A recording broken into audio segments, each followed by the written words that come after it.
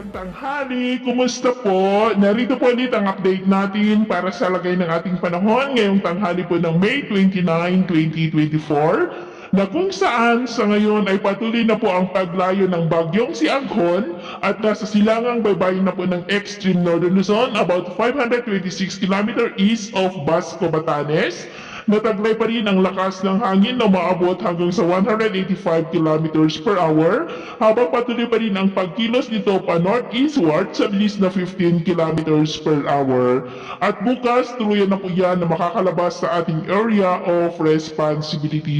Sa ngayon po ay wala nang masyadong direktang epekto dito sa ating bansa pero pinapalakas po nitong habagat na magpapaulan naman dito sa ating bansa at anytime. Tutungo na po tayo sa tag-ulan season o yung habagat season at ito naman ay pinapakita ng forecast model natin pong ginagamit hanggang po sa susunod na 2 linggo. At sa lagay po ng ating panahon, ngayong tanghali ay maayos ang panahon sa malaking bahagi ng ating bansa pero dahil sa mahinang daloy ng habagat o yung southwesterly wind flow, ay maulap ang kalangitan with isolated rain sa ilang bahagi ng Ilocos Region, Cordillera, Metro Manila, ilang bahagi ng Central Luzon, Cavite, Mimaropa, Bicol Region, Western Visayas, ilang bahagi ng Central at Eastern Visayas, Zamboanga Peninsula, Sorsogon, ilang bahagi ng Davao at Northern Mindanao. At sa susunod po ng mga oras, mas maraming lugar na sa bansa ang makakaranas ng maulap na kalangitan with isolated rains dulot ng southwesterly wind,